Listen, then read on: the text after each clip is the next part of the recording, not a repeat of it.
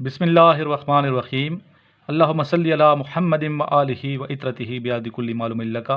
अस्सलाम वालेकुम तमाम ख़वातीन व हज़रात और मेरे अज़ीज़ तलबा व तलबात, आपको मैं अपने चैनल के फॉर नॉलेज में वेलकम करता हूँ। आज का टॉपिक बहुत अहम टॉपिक है और अक्सर स्टूडेंट इस बारे में मेरे से क्वेश्चंस पूछते रहते हैं कि सर इंटेलिजेंस टेस्ट के हवाले से हमें इन्फॉर्मेशन दें, ये टेस्ट कैसे होते हैं और इनकी कितनी अहमियत है। तो मैंने सोचा इस पर आज अलग से एक वीडियो बना के आपको ब्रीफ़ किया जाए। अगर आपको हमारी वीडियोस अच्छी लगती हैं तो मैं उम्मीद करता हूं कि आप इस चैनल को ज़रूर सब्सक्राइब करेंगे। सबसे पहले मैं आपको ये बताऊंगा कि इंटेलिजेंस क्या है, या जिसे हम जहानत कह सकते हैं कि क्या होती है। इंटेलिजेंस या जहानत इसकी बुनियाद परसेप्शन है, यानी कि आप इस पूरी वर्ल्ड को कैसे देखते हैं और कैसे समझते हैं। ये एक आपकी पर्सनैलिटी का परमानेंट फीचर है और पक्का रंग है जो आमतौर पे पूरी ज़िंदगी नहीं उतरता। यानी कि हम ये कह सकते हैं ये एक इनबॉर्न क्वालिटी है, यानी कि अल्लाह रब्बुल इज़्ज़त पैदाइश के साथ ही बंदे के अंदर पैदा फरमा देते हैं और उसके दिमाग में ये चीज़ फिट कर देता है और इसमें बहुत मामूली सी तब्दीली आ सकती है। आपने कंप्यूटर्स को अगर देखा हो तो कंप्यूटर को उनकी वर्किंग के हवाले से और स्पीड के हवाले से मुख्तलिफ नाम देते हैं कि जैसे ये पेंटियम 3 कंप्यूटर है, ये पेंटियम 4 है, ये पेंटियम 5 है, और जो जितना ऊपर जाता है उसकी परफॉर्मेंस उतनी ही बेहतर होती है।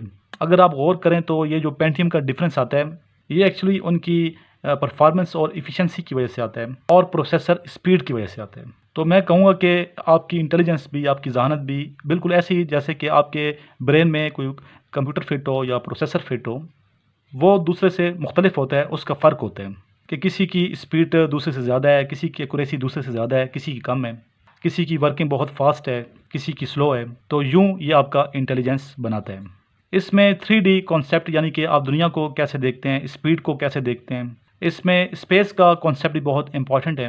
आपने देखा कि गाड़ी चलाते हुए या मोटरसाइकिल चलाते हुए गाड़ियाँ आपके कितने करीब हैं, कितने दूर हैं, कितने फासले पे हैं, ये सारे जो कॉन्सेप्ट हैं अगर ये सही ना हों तो आप बहुत ज़्यादा नुकसान या अपना कर बैठेंगे या दूसरों का कर बैठेंगे, और ये सब इंटेलिजेंस में आता है। इंटेलिजेंस हरगिज़ इस बात का नाम नहीं कि आप अपनी एकेडमिक्स को बहुत बेहतर कर लें, अच्छे नंबर ले लें। ये बिल्कुल इंटेलिजेंस नहीं है कि आप अपनी क्लासेस में बहुत अच्छा स्कोर कर लें, बल्कि असल में इंटेलिजेंस ये है कि आप लाइफ को और लाइफ की सिचुएशन को किस तरीके से हैंडल करते हैं। तो हम कह सकते हैं कि आपका इंटेलिजेंस असल में ये है कि आप पहले ज़िंदगी के मैटर्स को पहले कैसे देखते हैं, फिर उनको कैसे एब्जॉर्ब करते हैं और रिसीव करते हैं, और फिर एवेल्युएट करने के इन्वेस्टिगेट करने के बाद और एवेल्युएट करने के बाद कैसा रवैया अपनाते हैं। और यही आपका एक तरह से रिस्पांस फॉर्मेशन या बिहेवियर फॉर्मेशन कहलाता है। यूँ हम कह सकते हैं क्योंकि लाइफ में हर लहजा नई से नई सिचुएशन पैदा होती रहती है और ज़ाहिर है उसके अकॉर्डिंगली आप अपनी स्ट्रेटजी भी लेकर लाएंगे और फिर जाकर कहीं आप अपना बिहेवियर या अपना एटीट्यूड ज़ाहिर करेंगे या अपना रिस्पांस शो करेंगे।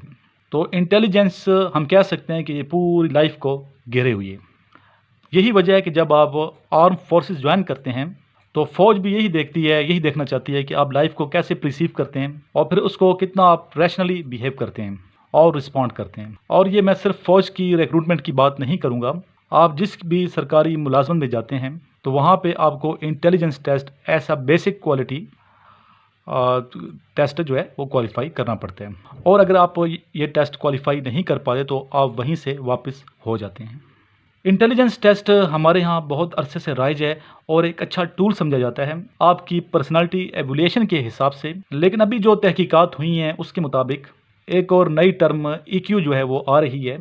EQ stands for emotional quotient या इमोशनल इंटेलिजेंस, और इसकी वैलिडिटी इसलिए बेहतर समझी जाती है कि ये आपकी परफॉर्मेंस ऑन डेस्क बताती है कि आप कितना अच्छा परफॉर्मेंस एक ऑफिस में या अपनी सीट पे कर सकते हैं। बहरहाल इसमें अभी टाइम है, लेकिन ऐन मुमकिन है कि इंटेलिजेंस टेस्ट जो है वो रिप्लेस हो जाए किसी दूसरे टेस्ट में। मैथमेटिकली या साइकोलॉजिकली अगर हम देखें कि इंटेलिजेंस टेस्ट क्या होता है तो बेसिकली ये आपकी मेंटल एज डिवाइड बाई आपकी बायोलॉजिकल या क्रोनोलॉजिकल इनटू 100 होता है।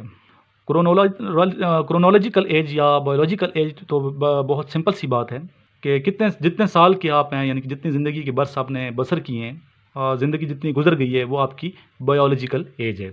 लेकिन मेंटल एज एक कॉम्प्लेक्स मैटर है।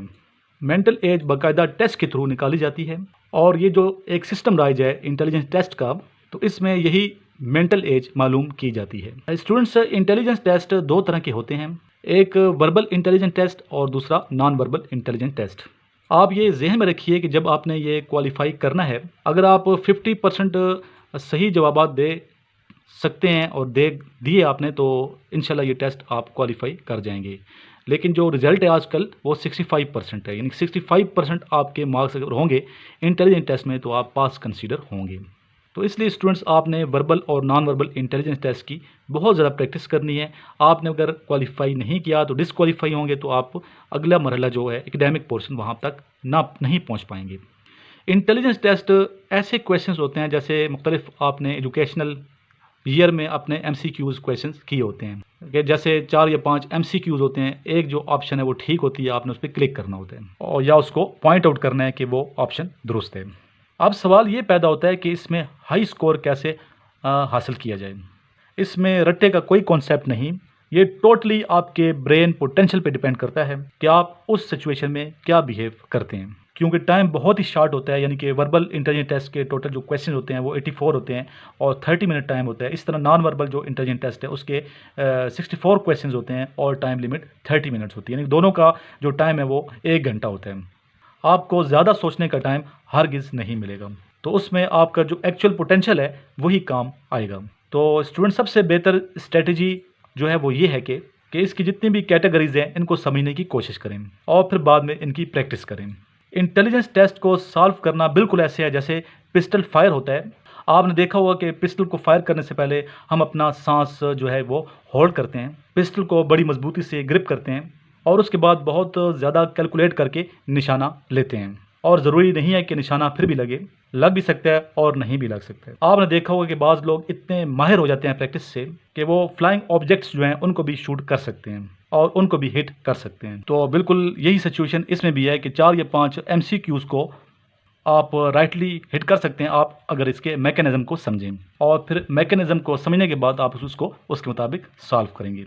इंटेलिजेंस टेस्ट में सबसे बड़ा प्रॉब्लम जो है वो स्टक अप हो जाना है, कि एक क्वेश्चन पे आप स्टक अप हो जाएं, यानी कि एक क्वेश्चन पे आप देर तक खड़े हो जाएं। और आपको ये मालूम होना चाहिए कि इन क्वेश्चन की जो फ्रेमिंग की जाती है वो की ही इस अंदाज से जाती है कि आप किसी क्वेश्चन पे ठहर जाएं। आपने किसी भी क्वेश्चन पे ज़्यादा देर तक नहीं ठहरना, और इसका तरीका यही है कि आप एक एवेलुएट करें, एक असेसमेंट करें। उसके बाद जैसे फायर के लिए आप शूट करते हैं, इसी तरह 4 या 5 ऑप्शन में से आपने एक को क्लिक करना है या टिक करना है, और शूट करने के बाद आप आगे बढ़ें। ज़्यादा कैलकुलेशन आपको स्टकअप करती है, एक क्वेश्चन पे खड़ा कर देती है, और न ही वो क्वेश्चन ज़रूरी है कि सॉल्व हो जाए, और इसका नुकसान ये होगा कि ये दूसरे क्वेश्चन का जो टाइम है वो भी खा सकती है। तो इसलिए आपको चाहिए कि आप किसी भी जगह पे किसी भी क्वेश्चन पे ज़्यादा देर तक ना ठहरें। इसके लिए बेहतरीन तरीका 3D मेथड है, और ये 3D मेथड इसलिए एक अच्छा तरीका समझा जाता है कि चूँकि इंटेलिजेंस टेस्ट में नेगेटिव मार्किंग नहीं है, तो आपने पहली लेयर में बहुत तेज़ी के साथ थ्रू होना है इंटेलिजेंस टेस्ट में, और ये आपका बहुत थोड़ा टाइम ले, और जो पहली नज़र में क्वेश्चन सॉल्व होते हुए नज़र आते हैं वो आप सॉल्व करते चले जाएँ, उनको शूट करते जाएँ।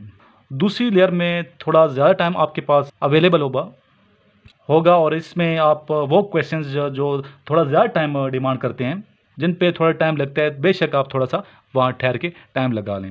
ख़ास तौर पे ब्लड रिलेशन से रिलेटेड क्वेश्चन जो हैं उनमें आपका टाइम जो है वो थोड़ा ज़्यादा लग सकता है, वहाँ पे आप थोड़ा इन्हें कैलकुलेट कर सकते हैं। लेकिन इसका ये हरगिज़ मतलब नहीं है कि आप बकिया टाइम में 2 या 4 या चंद क्वेश्चन सॉल्व करें। आपने फिर से बड़ी तेज़ी से उसमें से गुजरना है और मैक्सिमम क्वेश्चंस को सॉल्व कर लेना है।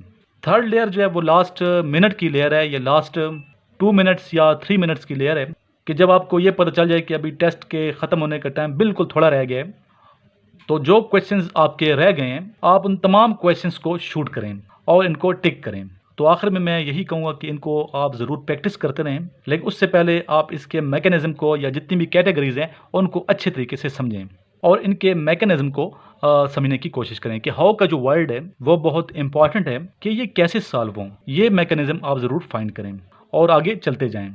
ये सारा कुछ करने का फ़ायदा ये होगा कि एक तो आपके अंदर एक कॉन्फिडेंस आएगा, आपको पता होगा कि नेक्स्ट जो क्वेश्चन है या आगे जो चीज़ है आने वाली वो क्या है और मैंने कैसे सॉल्व करनी है।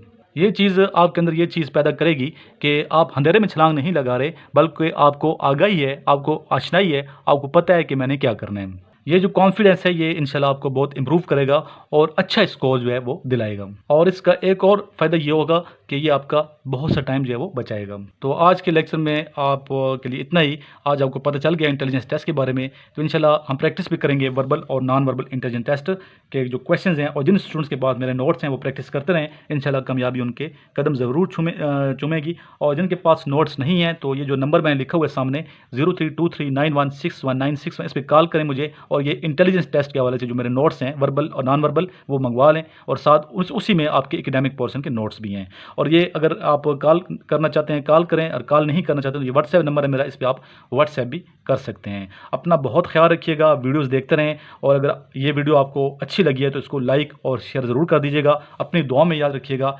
अल्लाह हाफिज़। लास्ट में आइए एक मरतबा दुरूद शरीफ पढ़ लेते हैं। अल्लाहुम्मा सल्ली अला मुहम्मदिन व अला आलि मुहम्मदिन कमा सल्लैता अला इब्राहीम व अला आलि इब्राहीम इन्नका हमीदुम मजीद।